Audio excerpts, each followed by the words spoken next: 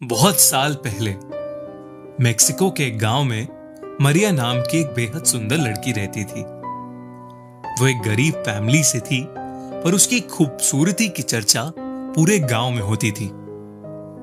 एक बार एक बहुत रईस आदमी उस गांव से गुजर रहा था और उसकी निगाह मरिया पर पड़ी। वो मरिया को देखते ही उसके प्यार में पड़ गया और उसने मरिया से शादी करने के लिए मन बना लिया। मरिया को भी वो आदमी पसंद आ गया और जब उसने मरिया से शादी करने के लिए पूछा तो वो तुरंत मान गई।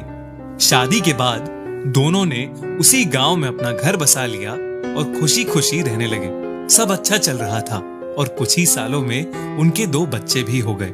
उस रईस आदमी को अक्सर काम के चलते घर से दूर जाना रहता था और इसी वजह से वो हर रोज घर नहीं आ पाता था। वक्त बीता और धीरे धीरे उस आदमी ने घर आना बंद कर दिया। काफी दिनों तक जब वो घर नहीं आया तब मरिया ने रो रो के अपनी हालत बहुत खराब कर ली। ऐसा लगता था कि उसके चेहरे पर वो आंसुओं के निशान गड़ गए हों और उसकी सारी खूबसूरती ढल गई हो। कुछ महीनों बाद मरिया को खबर मिली कि उसके पति ने किसी जवान लड़की से दूसरी शादी कर ली। ये खबर सुनकर मरिया ने गुस्से में पागल होकर अपने दोनों बच्चों को नदी के पास ले जाकर जबरदस्ती पानी में डुबा दिया। जब उसे अपने डूबते बच्चों की चीख सुनाई दी तब उसे होश आया कि उसने ये क्या कर दिया, लेकिन तब तक उसके दोनों बच्चे नदी में बह चुके थे। इस बात के गम में मरिया ने भी कुछ दिनों बाद ही उस नदी में कूदकर अपनी जान दे दी। कहते हैं कि जब वो स्वर्ग के दरवाजे पर पहुंची तो उसे अंदर नहीं घुसने दिया और उससे कहा गया कि जब तक वो अपने बच्चों को ढूंढ नहीं लेती तब तक उसे मुक्ति नहीं मिलेगी। तब से मरिया मरे हुए और जिंदा लोगों की दुनिया के बीच में फंसकर अपने दोनों बच्चों की तलाश में यहां से वहां भटकती रहती है और उनके लिए रोती रहती है। ऐसी बहुत सारी कहानियों की माने तो जहां कहीं भी समुद्र होता है वहां देर रात मरिया के रोने की जोर जोर से आवाजें आती हैं और इसीलिए लोग उसे ला लोरोना या वीपिंग वुमेन बुलाते हैं। लोग कहते हैं कि रात में समुद्र के पास नहीं जाना चाहिए क्योंकि अगर कोई ला लोरोना को देख ले या उसे रोते हुए सुन ले तो उसका बुरा वक्त शुरू हो जाता है। इतना ही नहीं, उस इंसान की डरावनी मौत भी हो सकती है। और तो और अगर कोई बच्चा भूल के भी उसका रोना सुन ले तो वो उसे अपना बच्चा समझ के अपने साथ ले जाती है। वो पहले उससे माफी मांगती है, पर जब उसे पता चलता है कि वो उसका बच्चा नहीं है तो वो उसे समुद्र में डुबोकर मार देती है। एक ऐसा ही किस्सा मेक्सिको में रह रहे पेड्रो के साथ हुआ। एक बार वो और उसका छोटा भाई देर रात तक फुटबॉल खेल रहे थे और उनकी बॉल घर के पास वाली नदी में चली गई। वो दोनों बॉल लेने के लिए नदी के पास गए। तभी अचानक उन्हें किसी औरत के रोने की आवाज आने लगी। पेड्रो थोड़ा डर गया और वहीं रुक गया, पर उसका छोटा भाई उस बॉल को लाने नदी में चला गया।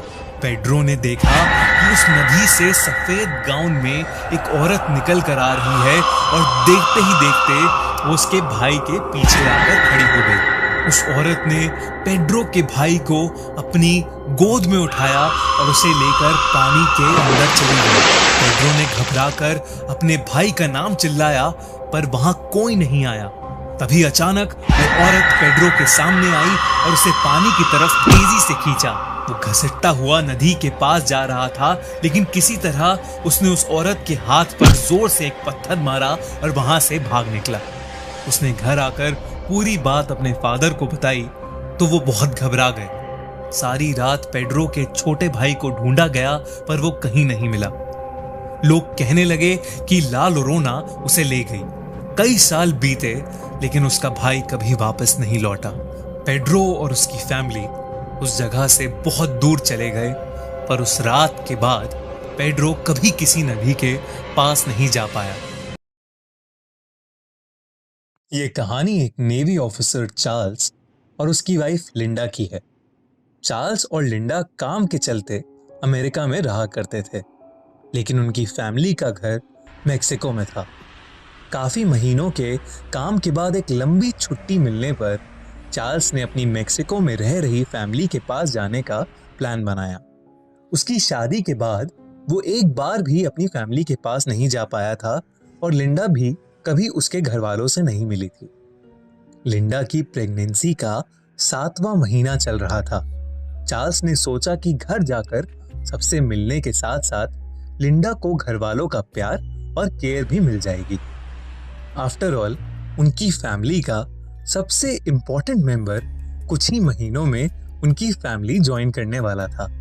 जब वो लोग मेक्सिको पहुंचे तो चार्ल्स की फैमिली ने लिंडा का बहुत प्यार से वेलकम किया और उसे खूब सारी मेक्सिकन डिशेस भी खिलाईं।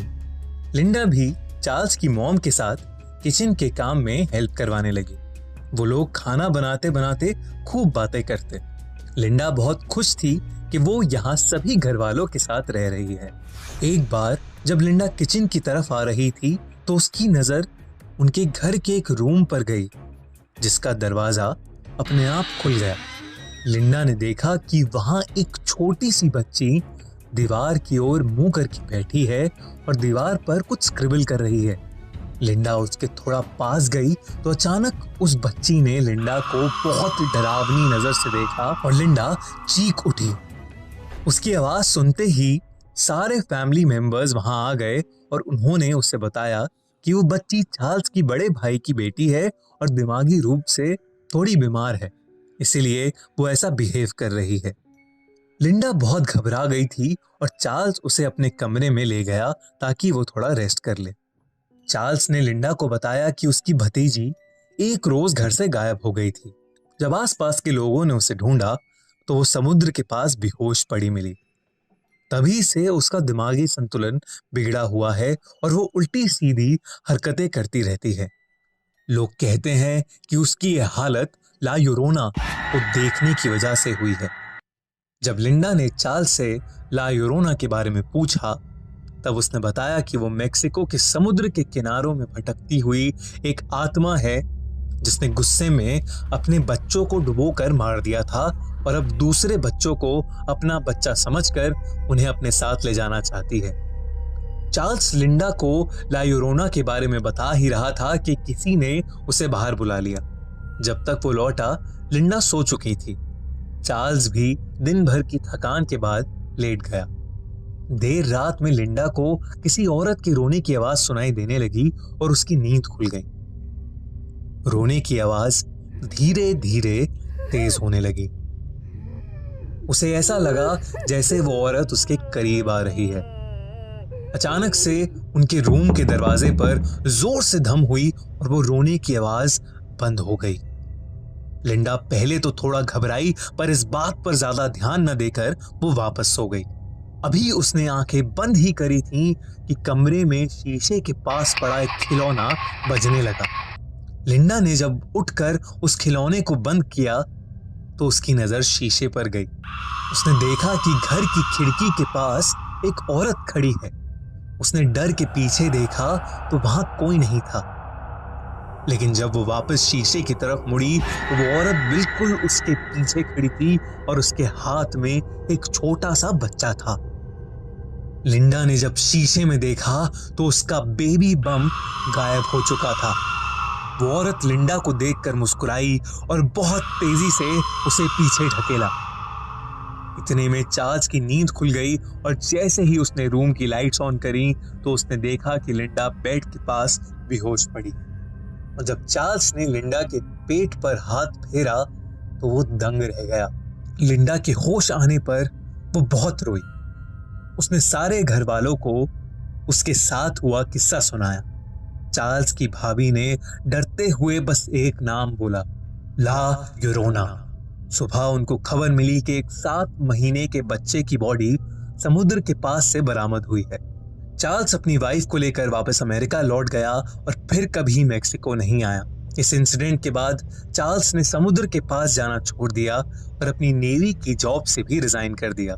चार्ल्स और लिंडा इस किस्से को भुलाकर अपने दोनों बच्चों के साथ खुशी खुशी अमेरिका में रह रहे थे।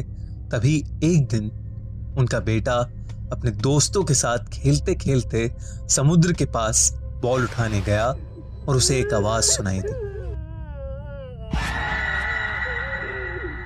अब खूनी मंडे के साथ साथ हमारी नई पेशकश फ्रीकी फ्राइडे भी एंजॉय करो।